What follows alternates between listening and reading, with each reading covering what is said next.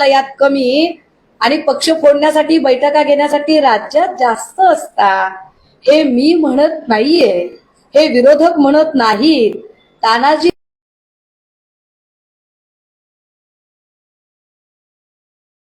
राव हे आपण आपलीच शेखी मिरवताना स्वतःच्या तोंडाने सांगितलंय. जरा लक्ष द्या की तुम्ही एकही जागा भरलेली नाहीये. उच्चस्तरीय वैद्यकीय अधिकारी विभागीय संदर्भ 61 जागा भरायला पाहिजेत, एकही जागा भरलेली नाही, 0 जागा आहे. इतर पदे विभागीय संदर्भ सेवा 12 जागा भरणे अपेक्षित आहे, एकही जागा भरलेली नाहीये. एकूण या सगळ्या पदांचा जर गोषवारा केला तर 676 पैकी फक्त 197 अधिकारी भरलेले आहेत, 479 अधिकारी भरलेले नाहीत. 71% जागा रिकाम्या आहेत आणि हा ह्युमन रिसोर्सचा गव्हर्नमेंटचा डाटा आहे. पत्रकारांना याची कॉपी मिळेल. माणसांच्या जीवाशी काय पद्धतीने हे सरकार खेळतंय. हे सर्वसामान्यांचे सरकार आहे. सर्वसामान्यांच्या सरकारमध्ये सर्वसामान्यांच्या प्रतिनिधींनी आणि भाटगिरी करणाऱ्यांनीही विचार करावा. म्हणजे गणेशोत्सवामध्ये डीजेने जर डिफनेस आला, वर्षानुवर्ष लोक सांगतात, त्यावेळेला लक्षात येत नाही. लेझरमुळे दृष्टी जाते, लक्ष दिलं जात नाही.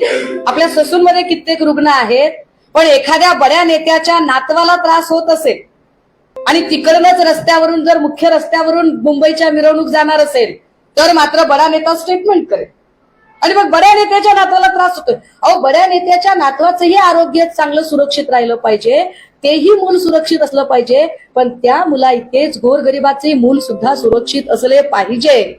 कृपया याची नोंद घ्यावी. नुसते दुपारी उठून कसे चालेल, बोललं पाहिजे यावर. ह्युमन रिसोर्सचा अजून काही डाटा मी आपल्या समोर सांगितला पाहिजे. क्लास 1च्या जागा किती भरलेल्या आहेत आणि किती नाही भरलेल्या आहेत, काय परिस्थिती आहे. 1991 एवढ्या सँक्शन पोस्ट आहेत. भरल्यात किती? 1278. क्लास 2च्या 2911 सँक्शन पोस्ट आहेत. भरल्यात किती? 1275. क्लास 3च्या 21,686 सँक्शन पोस्ट आहेत. भरल्यात किती? 12,965. क्लास 5th पंचम सेवा जागा किती आहेत? 9,543. भरल्यात किती? 5,569. कसं व्हायचं? ह्युमन रिसोर्स ऍडमिनिस्ट्रेशन मधून ज्या एकूण जागा सांगितलेल्या आहेत, सँक्शन पोस्ट कमिशनर 1 भरली, डायरेक्टर 1 भरली नाही. डायरेक्टर आयुष डायरेक्टर 1च जागा आहे, नाही भरलेली. जॉईंट डायरेक्टर मेडिकल 5 जागा आहेत, 1च जागा भरलेली आहे. जॉईंट डायरेक्टर डेंटल 1 जागा भरलेली आहे. त्यानंतर डीन मेडिकलचे डीन अधिष्ठाता जागा किती आहेत? 25. भरल्यात किती? फक्त 14. आयुषचे डीन 6 डीन आहेत आयुषला, भरलेत किती? फक्त 4. प्रोफेसर किती आहेत बरं मेडिकल कॉलेजेसची काय परिस्थिती आहे? 621 जागा आणि 391 भरलेल्या आहेत. असोसिएट प्रोफेसर 1,262 जागा आहेत सँक्शन, भरलेत किती? 852. असिस्टंट प्रोफेसर जागा किती? 2,044. भरलेत किती? 1,130. टोटल जागा जर बघितल्या मेडिकल आणि डेंटल फॅकल्टीच्या, मेडिकल आणि डेंटल फॅकल्टीमध्ये 3,927 जागा सँक्शन आहेत आणि भरल्या 2,373. काय अडचण आहे? सावंत साहेबांना या जागा भरण्यासाठी काय मुख्यमंत्री महोदय परमिशन देत नाहीत की वित्त मंत्रालय ज्यांच्याकडे आहे ते याचा पगार करण्यासाठी पैसे मंजूर करत नाहीयेत?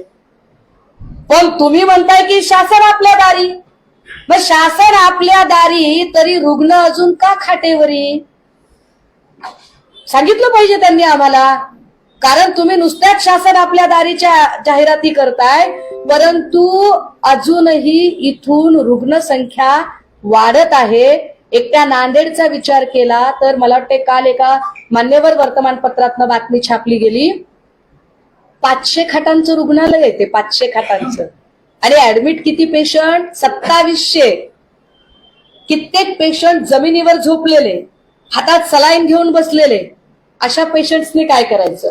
बरं, याच्याही पुढे माझ्याकडे हा खूप डाटा आहे, ऐकताना कदाचित कंटाळवाणा वाटू शकतो, पण दादा हो, तुमचे माझे सगळ्यांचे नातेवाईक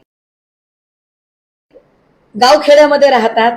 तुमच्या माझ्या सगळ्यांच्या नातेवाईकांना, पत्रकार सुद्धा माणूस आहे, त्या गावखेड्यात राहणाऱ्या माणसांचं आरोग्याशी केवढा मोठा खेळ चालू आहे हे कळलं पाहिजे. जरा मी शासकीय रुग्णालय, कारण तानाजीराव म्हणाले की हे डिपार्टमेंट माझं नाहीये, हे डिपार्टमेंट हसन मुश्रीफ साहेबांचं आहे. वाद काय आहे बघा. अजितदादांच्या अखत्यारीत असणारी 9 मंत्री, 9 खाती, इकडे शिंदे साहेबांच्या अखत्यारीत असणारी वेगळी खाती, दोघे एकमेकांवर चालढकल करतात. आम्हाला काही घेणं देणं नाहीये. आम्हाला दोघांमध्ये हाही जवळचा नाही, तोही लांबचा नाही. आम्हाला काही घेणं देणं नाही. ज्याची जबाबदारी आहे त्याने जबाबदारी स्वीकारावी, एवढंच आमचं म्हणणं आहे. 1971 साली वैद्यकीय शिक्षण विभागाची आपल्याकडे स्थापना झाली होती. 5 वैद्यकीय महाविद्यालय त्यावेळेला अस्तित्वात होती. शासन निर्णय दिनांक 2 एप्रिल 2004 चा, त्यानुसार आपल्याकडे 133 महाविद्यालय होती आणि 19 जानेवारी 2005 नुसार 61 मंजूर पद आहेत आपल्याकडे. 2060 पूर्वी संचालनालयातील एकूण मंजूर पद किती आहेत? तर 6 ऑक्टोबर 2021 रोजी निर्माण झालेली पद 205 आणि त्यातनं निरसित केलेली पद 19.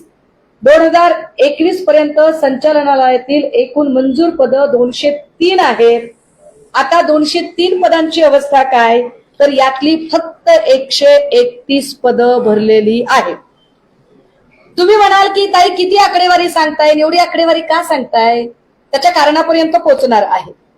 203 पैकी फक्त जर 131 पदं भरली जात असतील, एकीकडे प्रत्येक जिल्ह्याला मेडिकल कॉलेज करणं शक्य नाही. एक मेडिकल कॉलेज म्हणजे 700 ते 750 कोटी रुपये खर्च होतो. तरीही देवेंद्रजींनी अट्टाहासाने सांगितले की एका जिल्ह्याला एक मेडिकल कॉलेज, परंतु त्याची अंमलबजावणी कशी होईल यावर मात्र ते अजिबात लक्ष देत नाही. आता हे का मांडायचे, याचे खूप पेपर्स आहेत माझ्याकडे, परंतु आरोग्य मंत्र्यांचा जो तुगलकी कारभार आहे यावर डॉक्टर संताप व्यक्त करत आहे. कारण डॉक्टरांचं म्हणणं आहे की आम्ही काय करू शकतो. मागे मी गोंदियामध्ये एका बलात्कार प्रकरणात भेट द्यायला गेले होते, तेव्हा तिथले जे ऑफिसर होते ते सांगत होते, ताई आमच्याकडे अँब्युलन्सच नाहीये. ट्रॉमाचा जर एखादा पेशंट असेल, हायवेला जर ऍक्सिडेंट झाला, काही झाला, तर माझ्याकडे काहीच व्यवस्था नाही. ताई MRI नाहीये, सिटी स्कॅन नाहीये. मला पेशंट नागपूरला पाठवावं लागतं, पण नागपूरला पाठवायला माझ्याकडे अद्यावत सुसज्ज अँब्युलन्सच नाहीये. कित्येक हॉस्पिटल असे आहेत की जिकडे कार्डियक अँब्युलन्सच नाहीये. मग जे श्रीमंत आहेत, खोके घेऊन जे फार मोठे झालेले आहेत, त्यांच्यासाठी एअर अँब्युलन्स उपलब्ध होऊ शकते. पण जी गोरगरीब जनता आहे ना, संभाजीनगरवरून एखादी एअर अँब्युलन्स नुसती अशी पाठीत कळ आली की एअर अँब्युलन्स निघू शकते. अरे पण जो गोरगरीब माणूस आहे त्याचं काय करायचं? तुम्ही सर्वसामान्यांचे आहात ना, पण सर्वसामान्य लोकांच्यासाठी काय करायचं? मी ही आकडेवारी यासाठी सांगते की 203 पैकी 131 पद आरोग्य मंत्र्यांनी भरली आणि वर तुगलकी कारभार असा करता की हेमंत पाटलांसारखा एखादा मुजोर आमदार आदिवासी अधिकाऱ्याला शौच साफ करायला सांगतो. हा बदमाशपणा येतो कुठून? ही मस्ती येते कुठून लोकप्रतिनिधींमध्ये? तो आदिवासी आहे म्हणून, तो एक अत्यंत गरीब कष्टातनं आलेला अधिकारी आहे म्हणून त्याच्या नावावर बिल फाडून मोकळे व्हाल? म्हणजे नांदेड मधलं जर सगळं प्रकरण जर यांना झाकून टाकायचं असेल तर एका अधिकाऱ्याला शौच साफ करायला सांगायचा, त्याचं व्हिडिओ फुटेज काढायचा, आपण कसं डॅशिंग सिंघम स्टाईल काम केलेलं आहे असं सांगून आपल्या आलमपणाला खुश करायचं आणि सगळा मामला रफादफा करायचा. पण आदिवासी व्यक्तीची व्यक्तिप्रतिष्ठा काय? सर्वसामान्यांचं सरकार म्हणवणाऱ्या मुख्यमंत्री शिंदे साहेबांनी उत्तर द्यावं की तुमच्या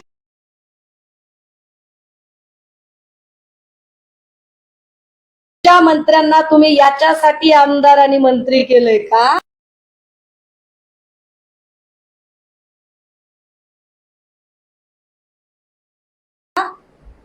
की त्यांनी वाटेल त्या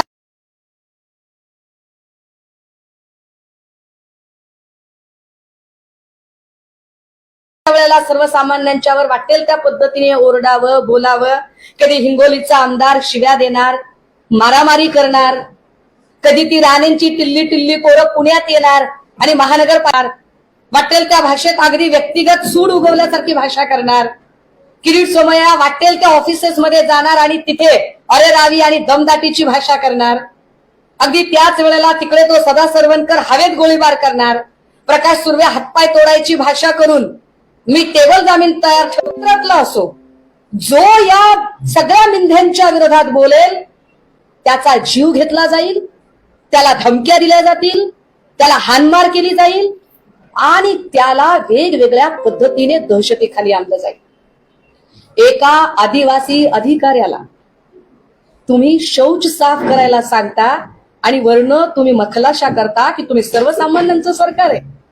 ज्या आदिवासी त्यांना तुम्ही पोलीस महासंचालक पदी नियुक्त करता आणि सत्य मांडणाऱ्या पत्रकारांचे वाटेल तसे वड्याचं तेल वांग्यावर करत त्यांचे संबंध जोडत त्यांना तुम्ही तुरुंगात टाकता.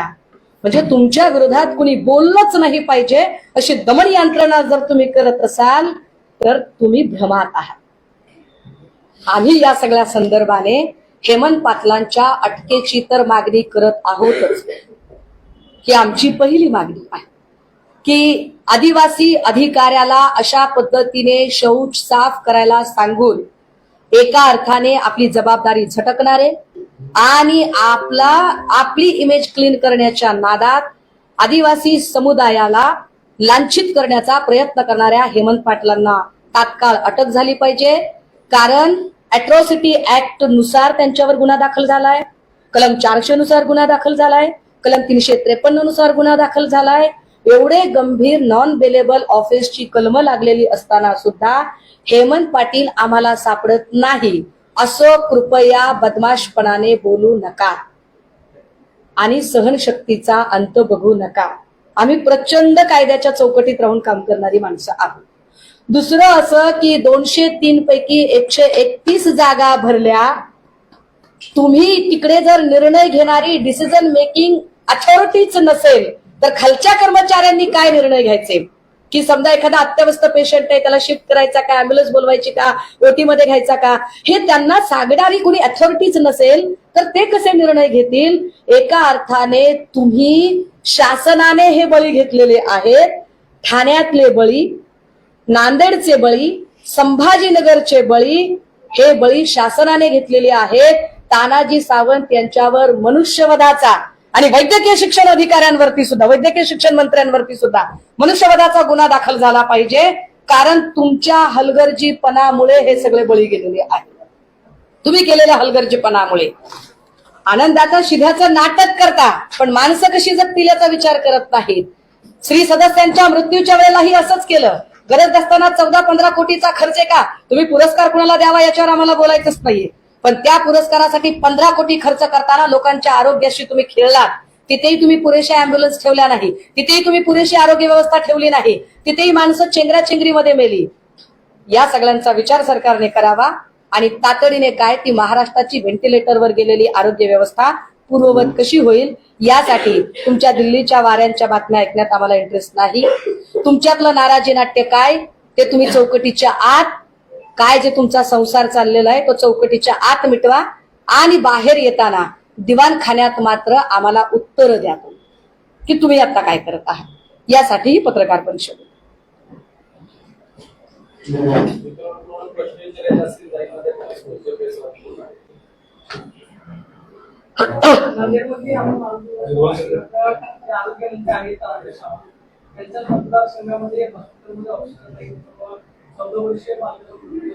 हा, मग एक मुद्दा राहिला सांगायचा, ऑक्सिजनचा जो मुद्दा त्यांनी सांगितला.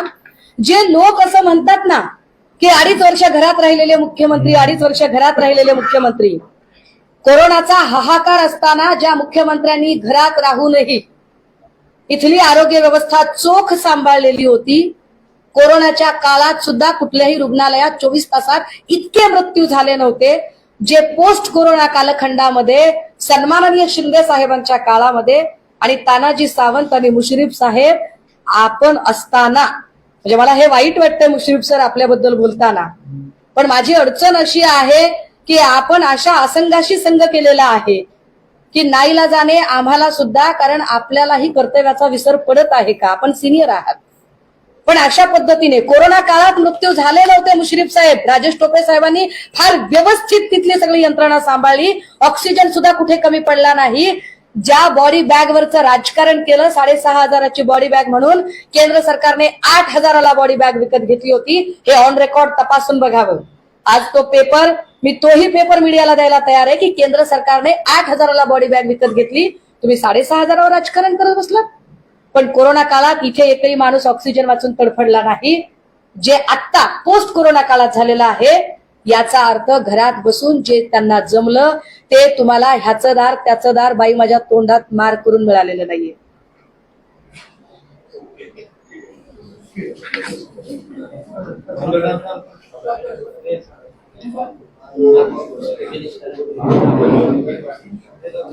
पुढं